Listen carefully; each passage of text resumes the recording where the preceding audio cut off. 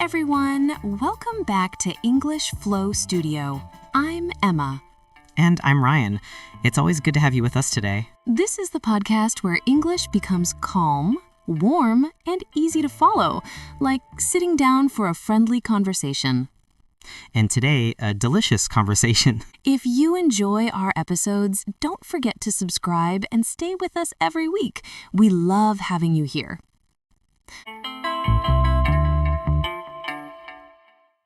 Before we start, I want you to imagine something for just a moment. Think of a smell, one simple smell that makes you feel safe. Maybe it's the smell of warm soup, or fresh bread, or something sweet your family used to make. Take one breath and let that smell come back to you gently. The interesting thing is, when you think of a smell like that, the memory usually arrives before the food does. That's true. You don't think pizza first. You think of that moment, the kitchen, the table, the people, the feeling. And that's actually why talking about food is such a perfect English topic. You don't have to be perfect. You just have to remember something real.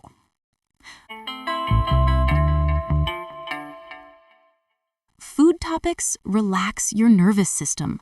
It's familiar. It's comforting. It's a memory, not a test.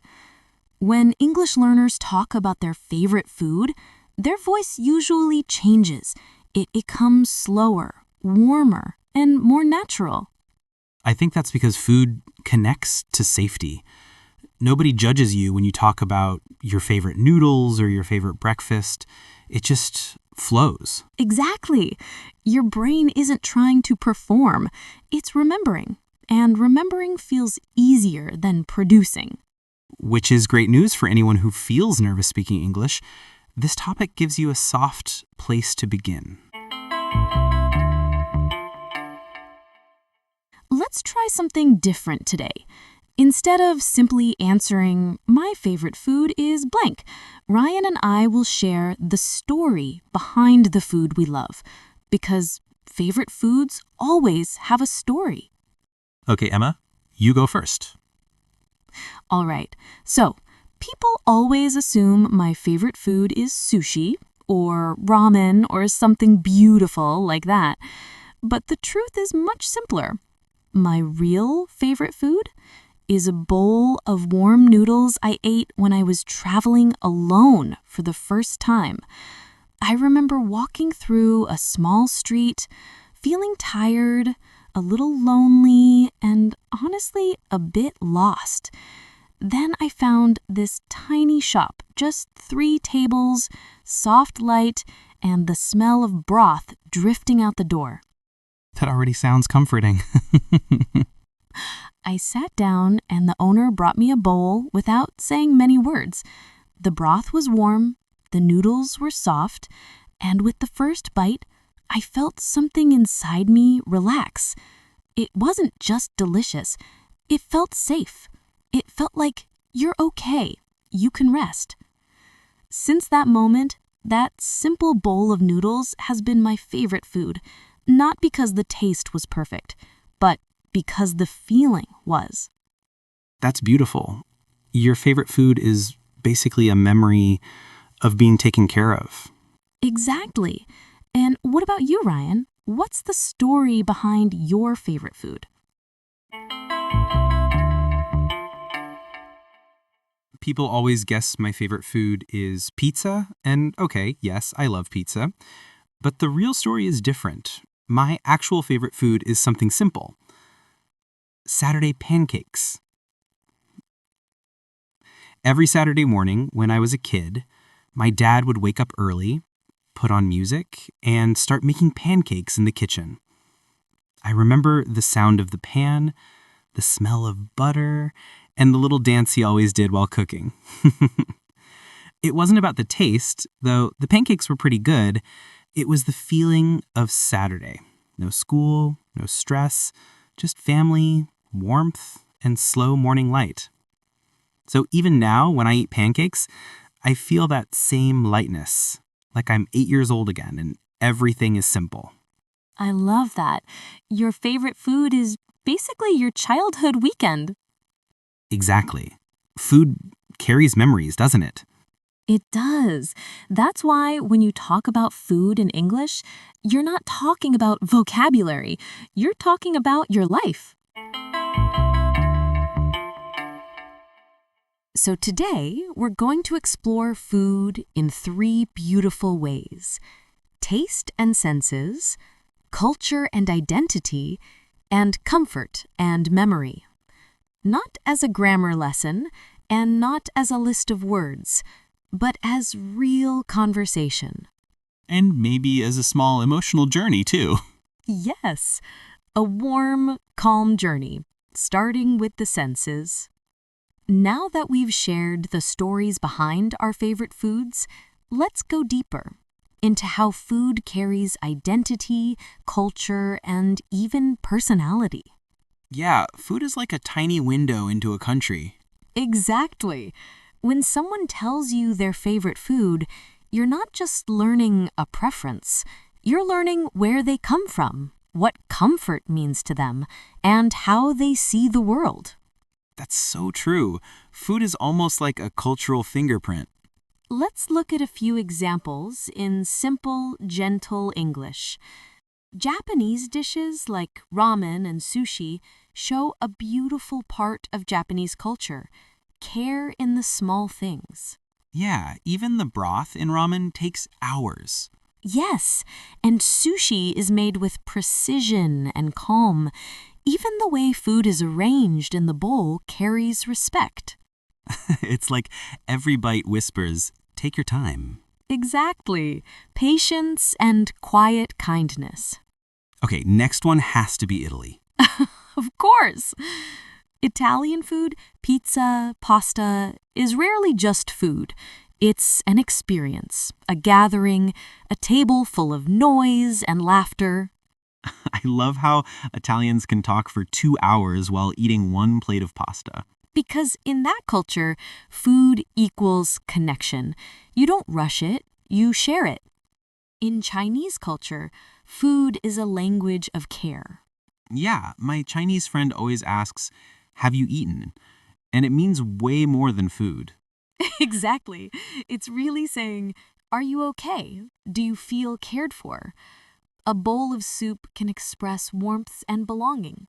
It's like emotional comfort served in a bowl. Indian food has layers, spices, smells, colors, all mixed together. It always feels alive to me, like the food is dancing. Yes, Indian food reflects the richness of daily life: family, tradition, celebration, color. Bold and expressive, just like the culture. Exactly. French food isn't only luxury. It also celebrates simple rituals: fresh morning bread, good butter, slow meals, and appreciation of quality. It feels elegant even when it's simple. Yes, in France, food becomes a daily ritual of beauty.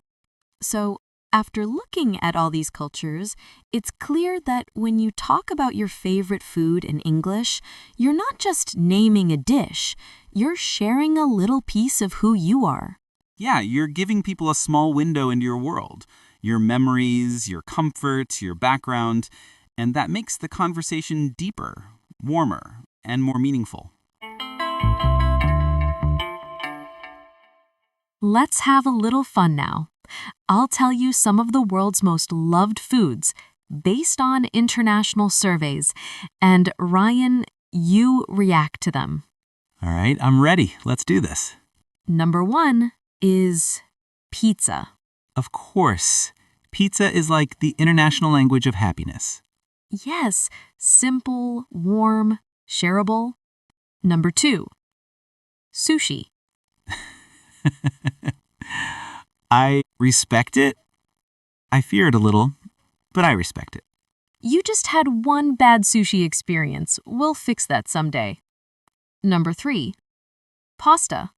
Pasta is like comfort in spiral form.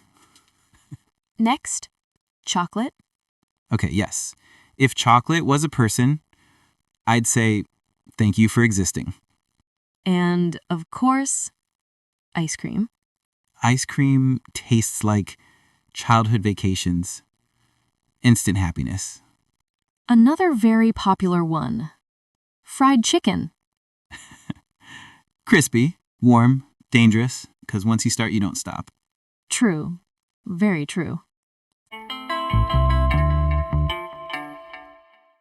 What's beautiful about this list is that these foods are from different cultures, but loved by the whole world.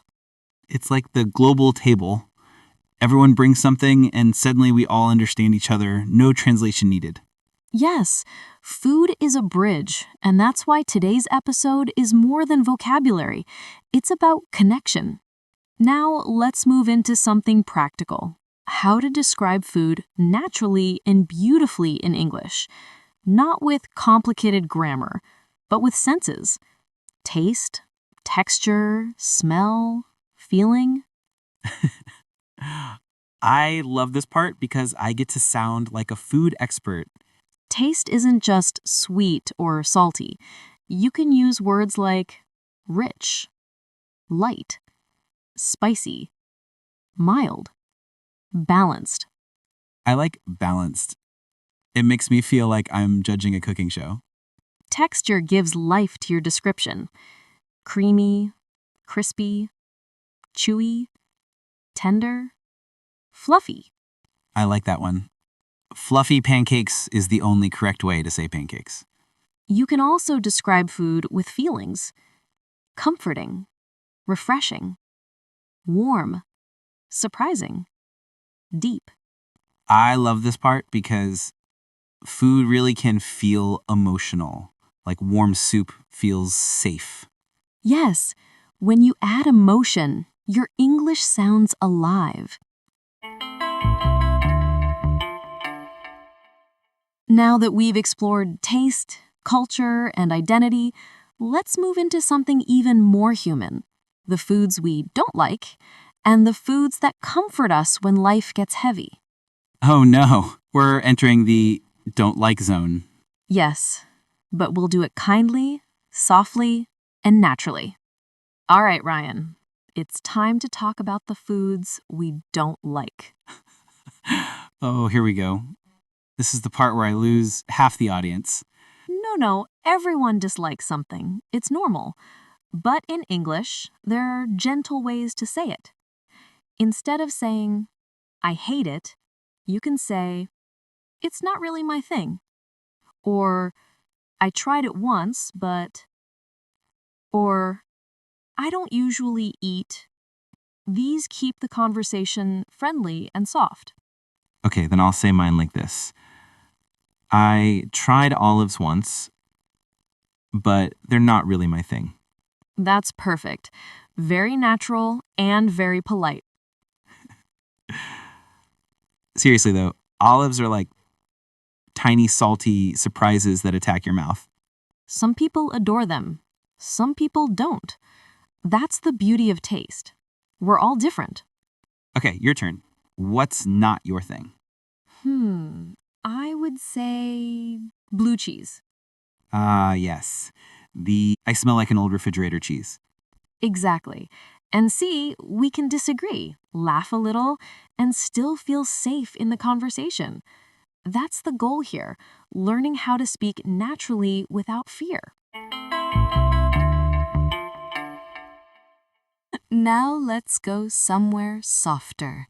Not what we dislike, but what brings us comfort. Comfort food is special. It's the food that doesn't just taste good, it feels good. It makes your body relax. It reminds you of someone or somewhere or a moment you didn't want to end. Yeah, comfort food feels like a hug for your stomach.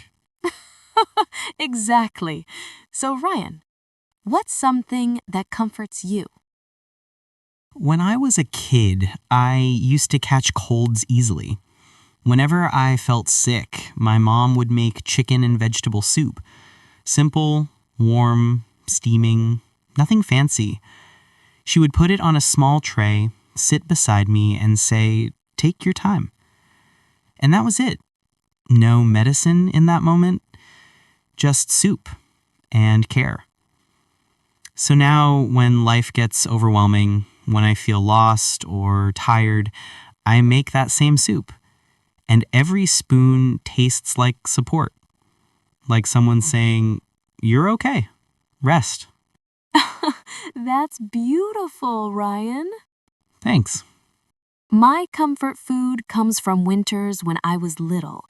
My grandmother used to make warm milk rice. White rice cooked very soft with just a little sugar on top. I remember sitting near the window, wrapped in a blanket, holding the warm bowl in both hands. Outside it was cold, but inside everything felt peaceful. So whenever I need a moment of peace, I make that same simple dish, and every bite feels like a quiet morning. It's amazing how food can time travel us back to our childhood. Yes, comfort food is not about calories. It's about memory, safety, and love. Now let's talk about something interesting. Your weekly eating habits. Because your weekly food choices often tell your life story. Oh, this is true. You can guess my stress level by how many quick meals I eat. Exactly. So let's compare. For me, during the week, I usually eat light, simple meals. Vegetables, rice or noodles, tofu or fish. I cook often, and I prefer warm dishes that help me slow down after a long day. Very calm, very balanced, very you. Yes, very me. Food becomes a rhythm, a way to keep the week steady. Oh, my week is a little more chaotic. During busy weeks, I often grab quick meals. Sandwiches, pasta, fried rice, takeout noodles. But when I have time, I try to cook something simple and healthy. Maybe grilled chicken, a big salad, or oven vegetables. See? Your food tells your life story. Busy weeks taste different from calm weeks. Warm meals taste different from stressful days. That's so true. Our food becomes a mirror of our life.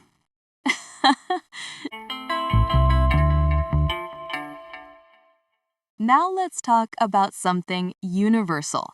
No matter where you go in the world, food brings people together.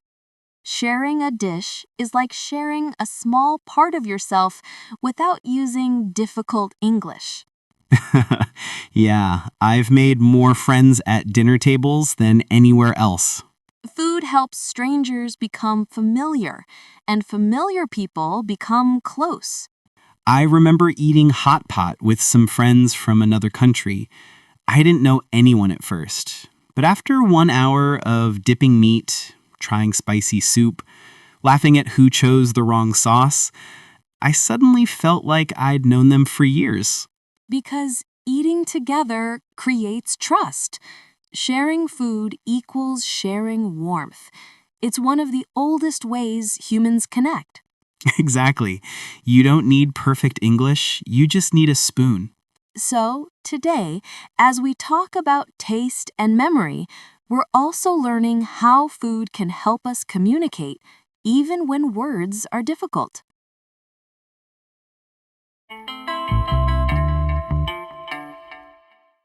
All right, we've explored memories, culture, and comfort. Now let's move to something practical. How to order food naturally in English. Oh, the restaurant moment. When the waiter comes and your brain goes blank.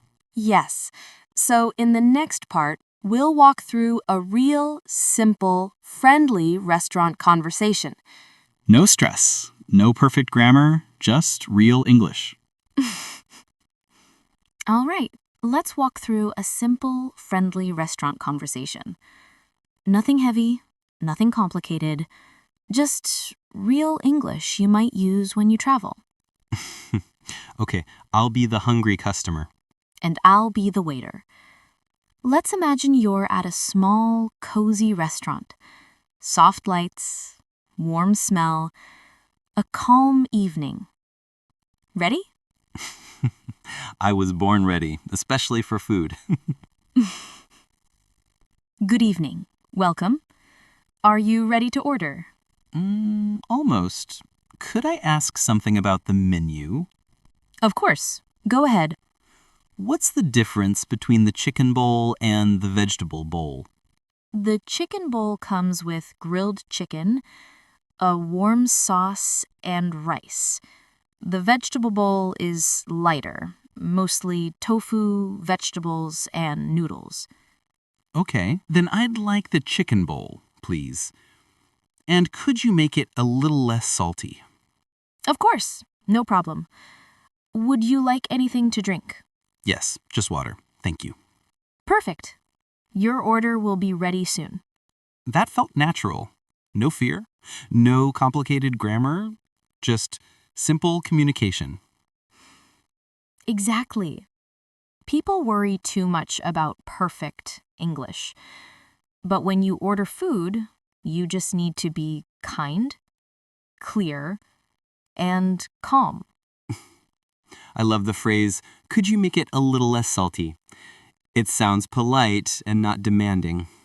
Yes, soft language helps you feel confident and helps the listener feel comfortable too.